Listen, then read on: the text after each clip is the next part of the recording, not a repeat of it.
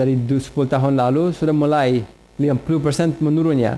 Dan itu juga karena pakai kondom by sex workers dan yang rajin yang benar.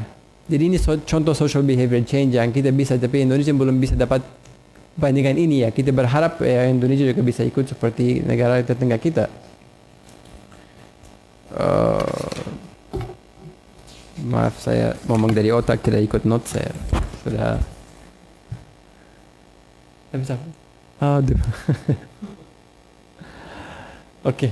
Jadi saya lari cepat di sini. Ada yang pentingnya ini nanti kalau Ibu Naf akan bahas tentang YCAP. Tadi saya sudah bahas banyak orang yang berisiko dengan hidup 1/3 orang yang high behavior hidup dengan itu. Dan juga ini kita bahas bahwa tadi saya sudah bahas dari mana yang kamu masih bisa percaya data, ya. Juga di sini kita harus perhatian bahwa kalau kita ikut tidak punya informasi yang lengkap, itu stigma mulai ya. Dan saya berharap ini masing-masing tolong tidak usah tanya kalau orang dengan HIV, hidup dengan HIV, tidak usah tanya kenapa, dari mana dapat HIV. Karena sejak langsung kita tahu dia dapat HIV mungkin dari suntikan, itu otomatis stigma kita mulai. Dan kita sendiri bilang, oh karena saya tidak ikut suntikan jadi saya selamat. Dan oh karena pantasan ya, oh wajar. Itu kata-kata stigma. Karena nanti kalau stigma mulai berarti prejudice, berarti diskriminasi bahwa dia tidak dapat fasiliti, dan terus kalau dia diskriminasi, dia orang hidup HIV tidak mau akses obat-obatan, jadi hidupnya bisa banyakkan di Indonesia itu dia sudah mau dapat service waktu too late ya, terlalu terlambat ya, jadi tidak bisa kebantu. Tapi di Indonesia, di negara barat itu sudah bisa hidup dengan sehat selama hidupnya, seperti Magic Johnson itu 30 tahun dia hidup dengan HIV, no problem. Terus di sini juga kita bahas kenapa ya kalau kita mau bahas tentang sexual education, ada apakah orang tua takut ya atau guru-guru takut. Tapi kita sudah ada penelitian research bahwa di India itu 3.000 orang tua guru yang ditanya apakah maunya orang tuanya maunya guru-guru diajar HIV atau sexual education. Banyak orang tua mau, tapi guru-guru pikir 55% orang tua tidak mau anaknya diajar di sekolah tentang itu. Tapi terbalik ya. Jadi kita bahas, dan juga di sini ada misconceptions ya, misconception yang 25 tahun lalu waktu HIV baru mulai, banyak itu pakai fear campaign ya, takut-takutan. Ini semua kita mau tolak, sama dengan anak depan saya ya, kita mau tolak semua yang dilihat di PowerPoint ini ya. Ini cara-cara yang salah yang bikin myths ya. Seperti ini kita juga nanti teman-teman lihat sendiri ya. Ini contoh-contoh yang tidak mungkin bisa menular HIV, tidak mungkin dari berenang, dari mosquito, dari nyamuk, dari toilet, dari macam-macam. Tidak ada kesempatan untuk menular HIV, tidak punya sains belakang, itu cuma rumor aja ya. Ini juga myth muncul dari itu gossip ya. Sebagian orang mungkin dapat SMS atau Facebook, Twitter bahas apakah dari tokek gecko itu selalu bisa cure AIDS, atau bisa dari coconut ya, kelapa, susu kelapa. Atau kalau kita berdiri terbalik, tidak bisa hamil, itu ada di berita. Ada orang ikut seperti ini yang saya tulis, itu di berita sudah ada. Saya ikut karena tidak punya informasi yang lengkap seperti teman-teman depan saya sini sekarang ya. Jadi ini kita juga bahas, ini di Indonesia itu hampir 25% anak muda 19 sampai 23% lagi di kuliah. Jadi berarti hampir 74% tidak ada di kuliah. Lagi mana? Mungkin lagi kerja. Jadi kalau dia di luar education, resmi pendidikan, jadi berarti dia tidak punya informasi yang lengkap. Jadi kalau orang tetap di sekolah itu sangat safety net, sangat penting ya. Dan bisa dapat perhatian. Jadi ini juga program yang kita jalankan dari semua penduduk mahasiswa-siswi itu kita mencapai cuma 0,2%. Banyak-banyak yang anak di luar tidak dapat informasi yang begini. Jadi kita punya masih peran jauh lagi tinggi. Dan kenapa ya? Kita sudah bahas tadi, saya sudah bahas ya. Life skills yang sangat penting ya, masing-masing harus punya skill supaya bisa tolak peer pressure ya. Peer pressure untuk coba merokok, coba seks pertama, atau coba narkoba, atau coba apapun itu, harusnya punya siap kuat ya, bisa coba tolak. Itu sangat penting ya. Dan ini juga kita bahas by life skillsnya itu adalah goal setting, decision making, communication, negotiation, abstinence. Kita harus pakai dari sisi moral, dari sisi agama, kita tolak itu pertama kali peran kita ya. Dari sisi kedua, tidak mau, kalau sudah ada pasangan atau pacar, tidak mau berganti-gantian. Dan juga kalau sudah terlibat dengan hidup berisiko, harus pakai kondom ya, kalau sudah berlibat dengan hidup itu. Jadi ada banyak faktor, poin-poin yang kita bahas, ada masalah-masalah juga, ada trafficking, pornografi, itu kita harus waspada dari semua. Ya, memang dari sekarang berita-berita baru ada sisi pornografi bisa adiksi ya, dari American Medical Association atau Infection Medicine.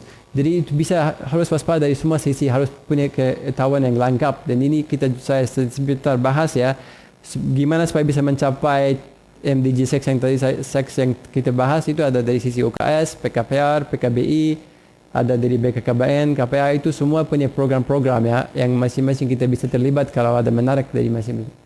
Terus ini dari UNESCO juga salah satu co-sponsor UNAIDS, yang UNAIDS hidup sejak tahun 94, dan itu ada 10 co-sponsor yang dukung seluruh faktor. Jadi ada technical expertise yang khusus ya, dari sisi UNESCO itu untuk pendidikan anak remaja ya.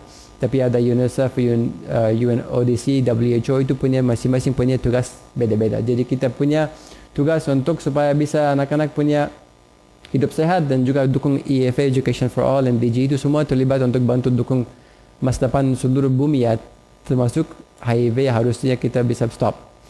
Ini juga kalau kita punya research kalau kita kasih sexual education yang lengkap, 87 ya, negara yang punya program-program itu, kalau bisa sex education yang lengkap, itu bisa menurun ya, frequency of sex, initiation of sex, number of sex partners, itu semua bisa menurun ya. Jadi sangat bantu. Tidak ada satu case kalau kita kasih sex education itu anak suka mulai seks. Itu tidak punya bukti satu case. Hampir semua case-nya itu terbalik. Ini buktinya bahwa kalau kita mulai punya pendidikan seksual itu semua manfaatnya sangat jauh daripada orang pikir curiga apakah dia belajar seks berarti dia mau mulai hubungan seks. Itu salah ya. Itu cuma rumor, myth. Juga kita bahas di sini, kita sudah pelatihan bahwa dari Kemendiknas sudah punya strategi pencegahan, dan memang waktu kita cek di lapangan di provinsi, distrik, banyak orang tidak tahu program-program yang dari ada Kemendiknas dan juga dari KPA itu sudah punya peran seluruh negeri ada provinsi-provinsi. Jadi korang datang aja ke KPA daerah provinsi untuk dapat ilmu yang lengkap tentang peran remaja ya. Program yang ini yang saya mau selesaikan ini, bahwa kita sudah mulai sejak Juli 2011 sampai ini sudah ada banyak program ya. Saya sudah bahas bahwa kita punya orientasi bahasa mahasiswa, t-shirt, ada quiz, segala macam. Kita mencapai mungkin sekarang sampai 15,000 mahasiswa-siswi atau anak remaja kita sudah mencapai. Jadi ini saya berharap intinya begini ya, kamu masing-masing bisa agent of change ya. Ini contohnya beberapa anak muda dari Alliance Remaja Independent Indonesia sudah mulai bergerak. Sekarang ada berapa ini anak depan di Bangkok, nanti mau ke Geneva. Itu untuk jadi social change, agent of social change. Kamu masing-masing bisa. Saya berharap, saya yakin, dan saya optimis ya. Tolong perhatian course ini untuk masa depan masing-masing dan untuk negara ini. Terima kasih banyak. Iya, terima kasih Bapak Ahmed untuk tanya jawab, karena sudah hadir di antara kita Ibu Nafsiah Boy dari KPAN. Jadi tanya jawab kita tunggu sampai, jadi dicatat dulu pertanyaan-pertanyaannya. Tapi saya kira Pak Ahmed masih bisa tetap di sini ya Pak? Bisa, boleh. Ya, jadi kita dengarkan dulu presentasi dari Ibu Nafsiah Boy dari KPAN. Kami persilakan Bu Naf. Jangan lupa pakai kaosnya ya.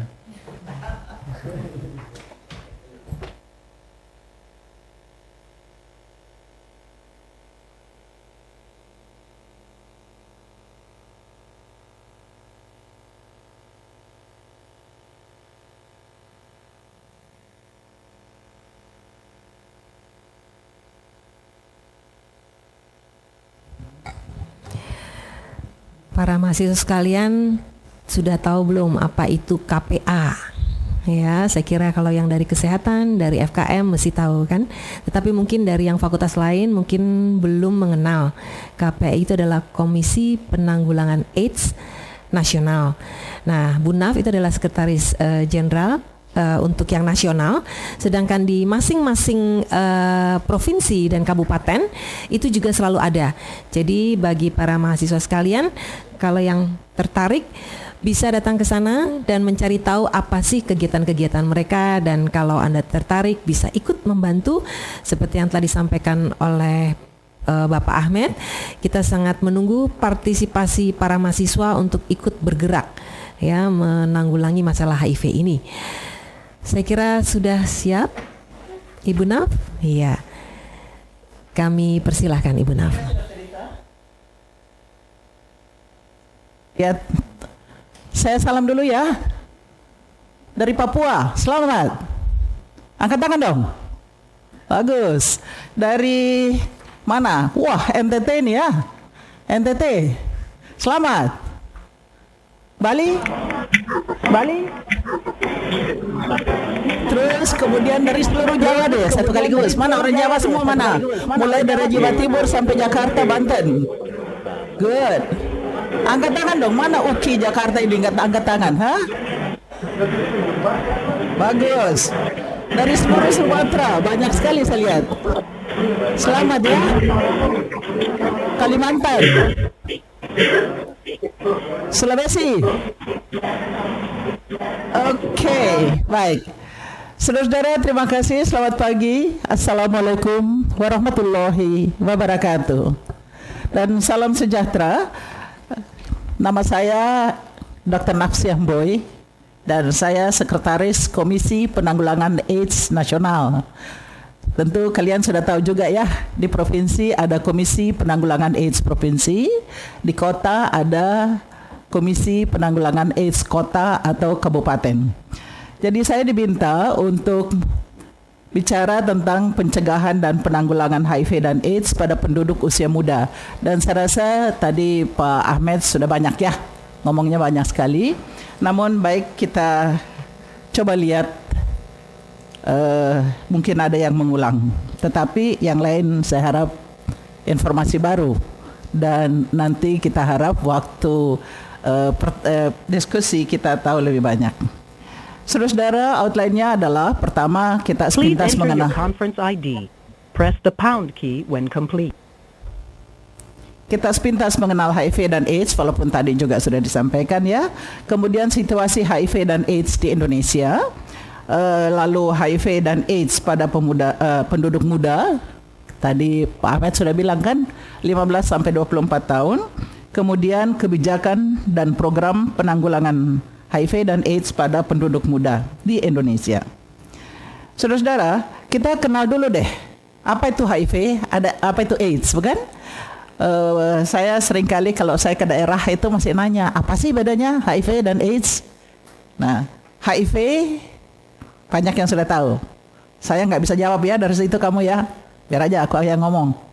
HIV adalah virusnya, jadi jangan bilang penularan AIDS, nggak bisa.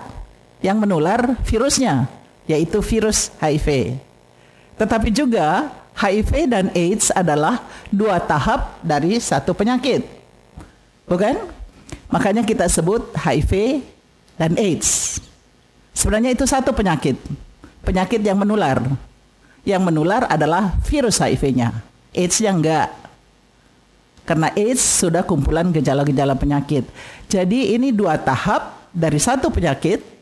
Stadium HIV, di mana daya tahan tubuhnya masih bagus, dia bisa menularkan, akan tetapi dia masih merasa sehat dan juga tampak sehat. Jadi ODA adalah orang dengan HIV atau AIDS. Jadi virusnya sudah ada dalam tubuh. Penularannya sebenarnya tidak mudah ya.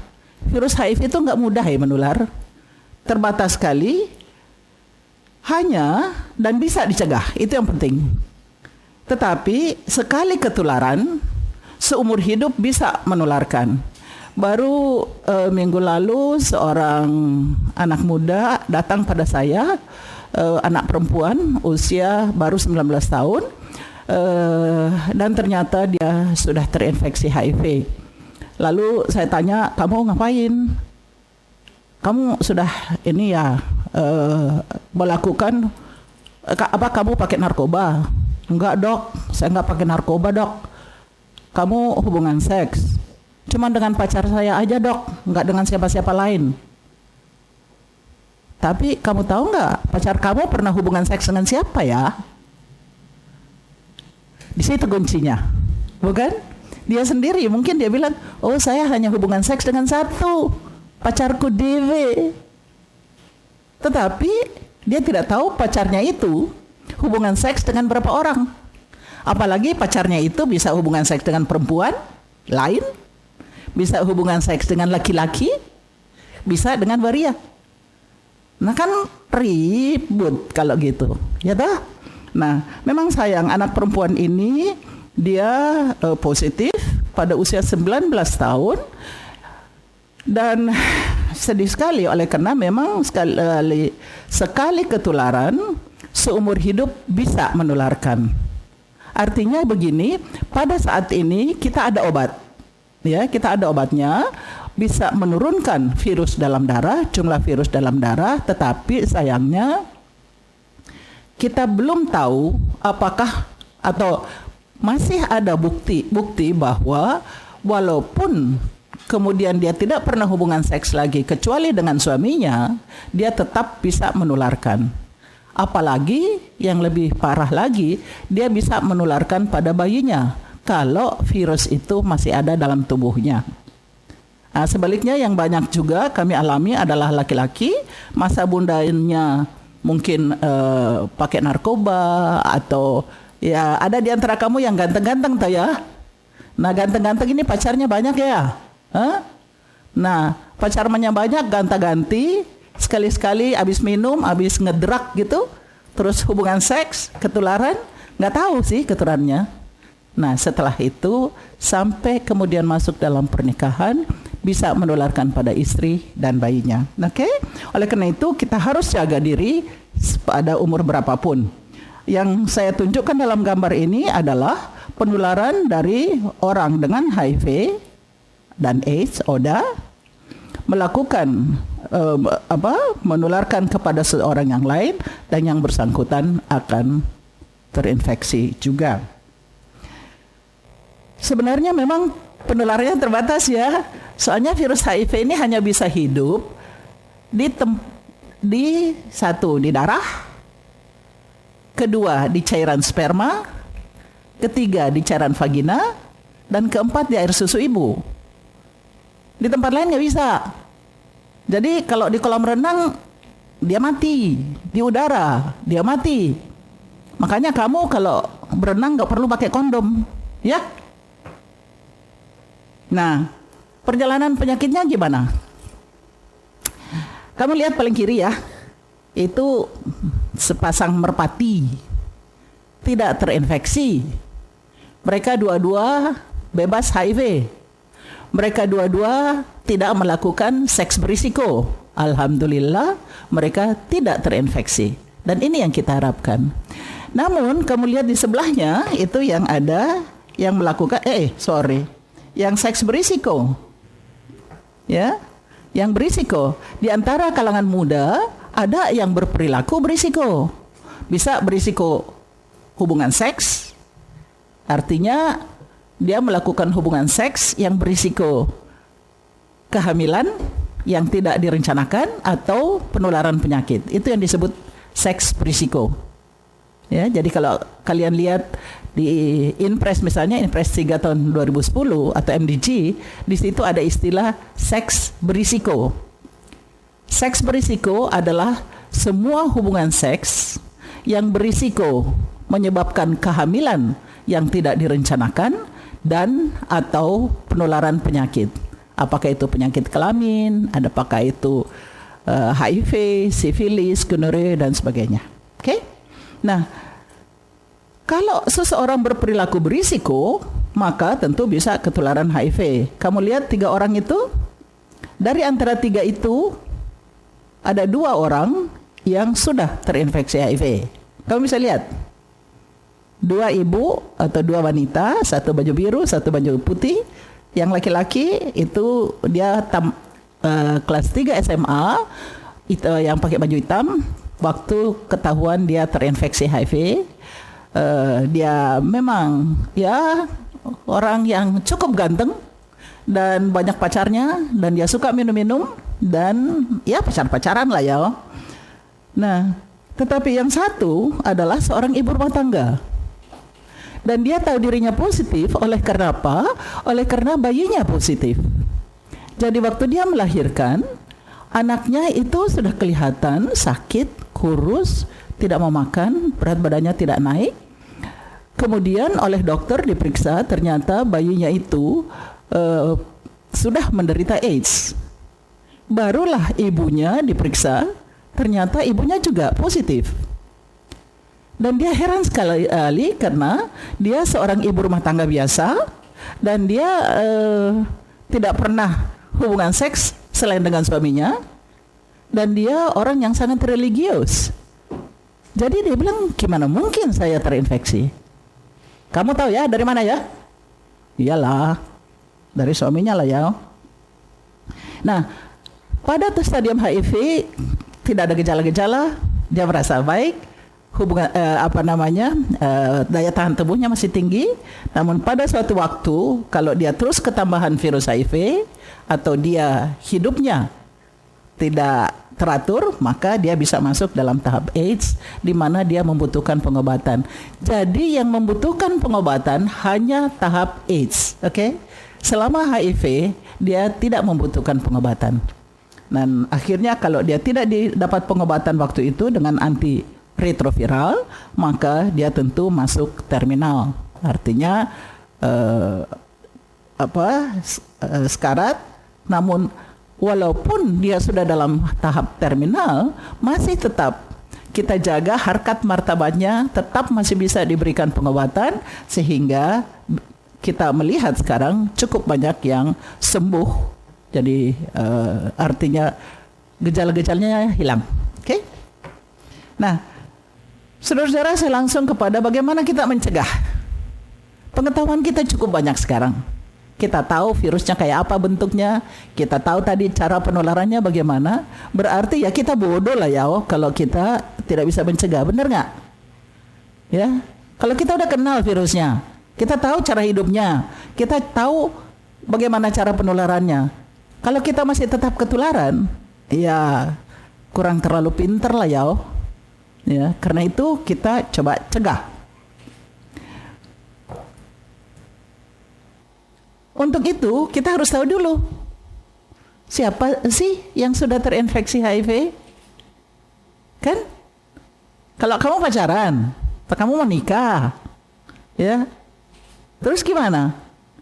Kamu tahu nggak calon istri atau calon suamimu sudah ada virus dalam tubuhnya? Ya, kalau dia masih secara fisik ya nggak bisa lihat. Coba kamu lihat sekeliling kamu. Siapa tahu ada di sekeliling kamu ada yang sudah terinfeksi. Nggak ketahuan. Mungkin dia juga tidak tahu. Karena dia masih tampak sehat. Dan merasa sehat karena memang daya tahan tubuhnya masih cukup tinggi. Apalagi kalau usia-usia kalian ya. Masih muda. Itu pada dasarnya daya tahan tubuhnya masih tinggi. Ya tetap tampak ganteng dan cakep loh yo.